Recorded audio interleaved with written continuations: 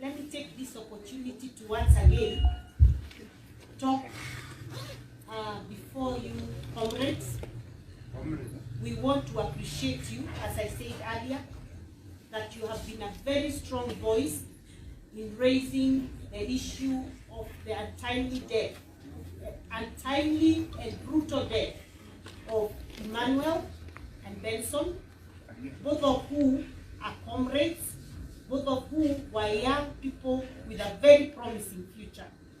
I want to appreciate the fact that you took that voice to the social media and even here on the ground until the whole country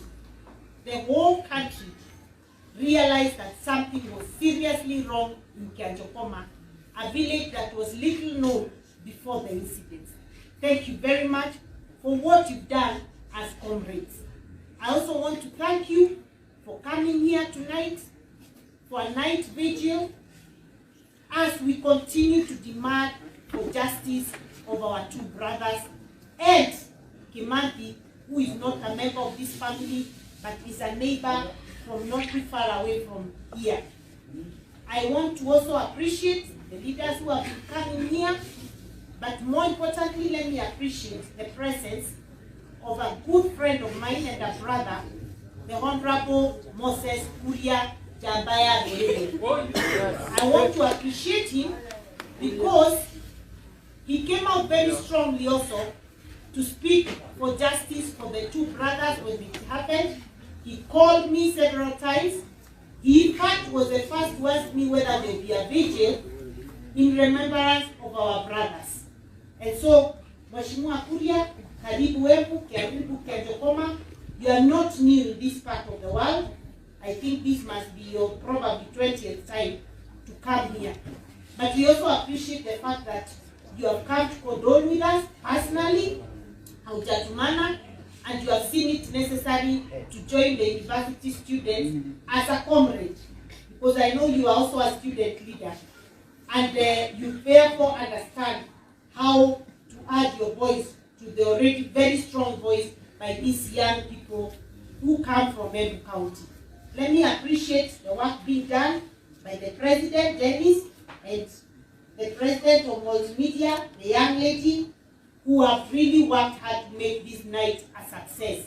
We appreciate you. We are demanding for justice.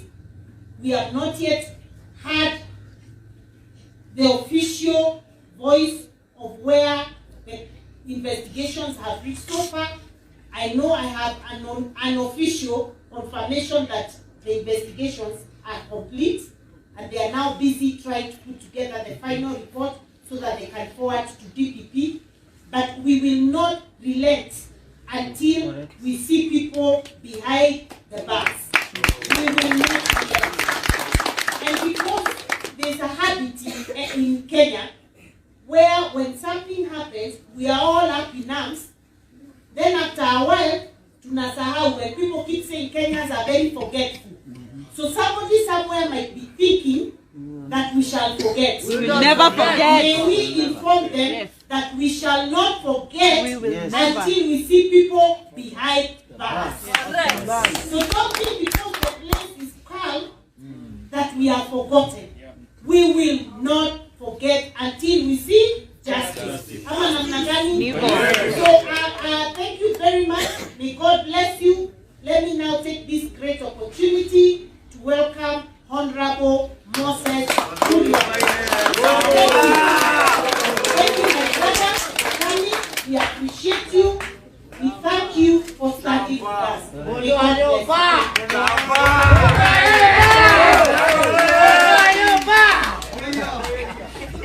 It's power. It's power. Honorable Mrs.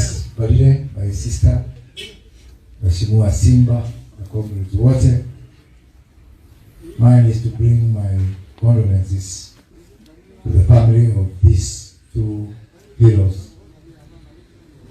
And let me say, without a lot of words, that Honorable Cesar said that investigations are ongoing, that they will be completed, but I'm sure to you comrades, you really don't need an investigation. You know the truth. You know what happened.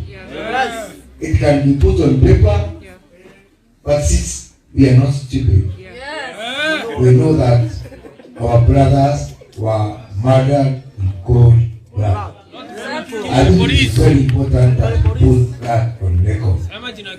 Now, and were not murdered by animals or by normal civilians or Kenyans. They were murdered by the police. I think it's very important to put that on record.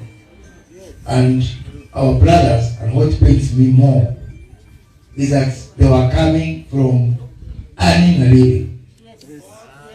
They were not coming from loitering. Hawakuwa wanatoka disco, walikuwa wanatoka kuhasu.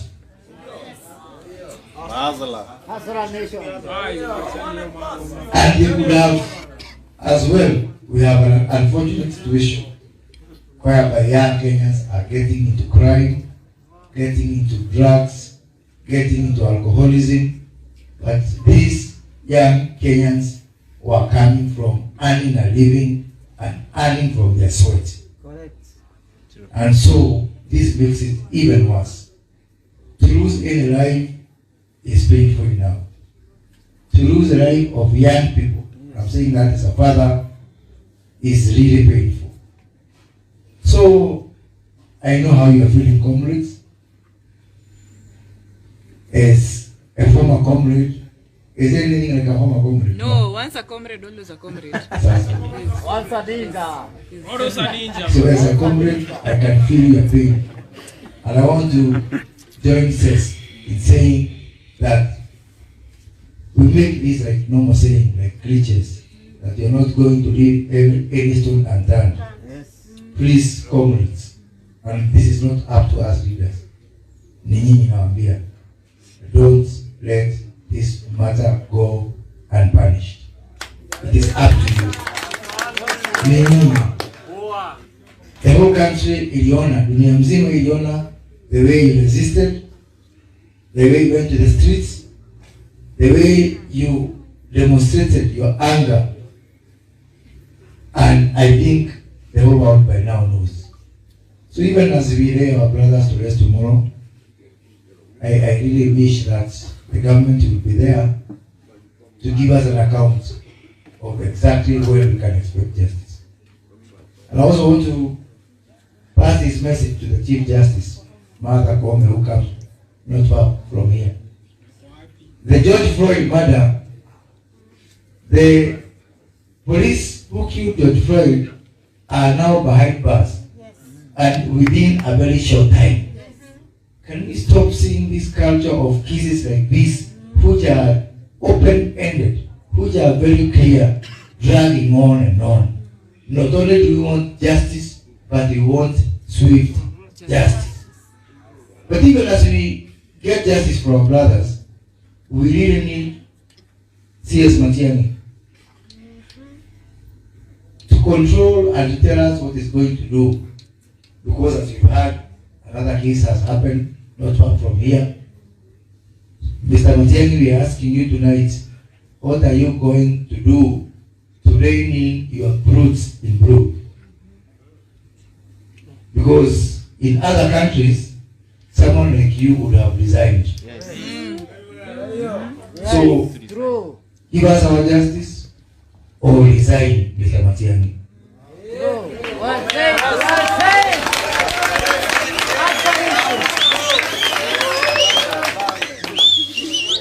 Because you may be a good CS, but fortunately, you're not the only CS that can be found. Yeah?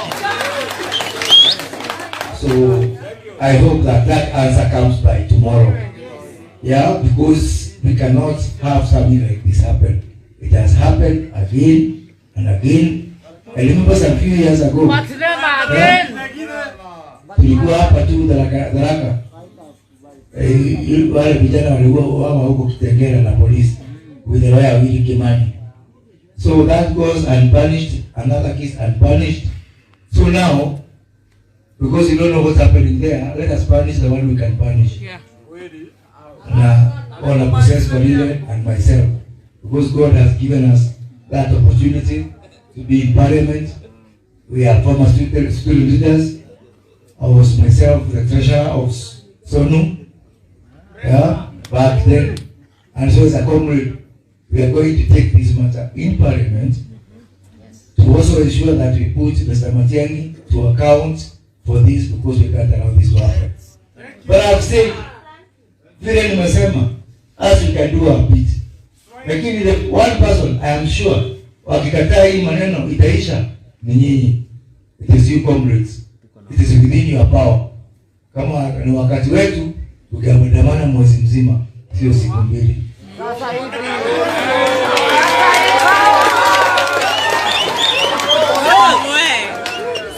Kwa hivyo mcheze kama nyinyi sasa. Usitaki kuongea zaidi hapo, pole. Tuongee na kesho tuweke amani hapa. Tuweke amani hapa Kiajokoma. Wala ambao hamjui niko na uhusiano mwingine na Kiajokoma. Lakini hiyo tutaongea kesho. Sema.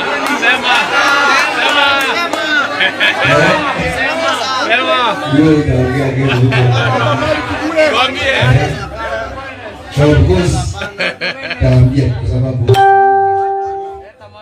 pengine yako hapo tu.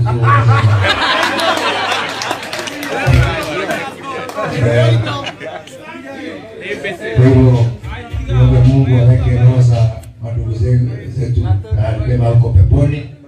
Vijana tutulie, najua tuko na huzuni. Tuheshimu wazazi, tuheshimu familia, tuheshimu adhoniwa wa Kiajokoma. Tukipandisha hapo vile Madam Rais amesema ati waje niongee sababu ya wale makonge ndio. Tuheshimu wazazi na familia. Na tukililie sawa. Tutikarte para no tole kiarosho tole kiobuke. Au haki tu kwa ndio.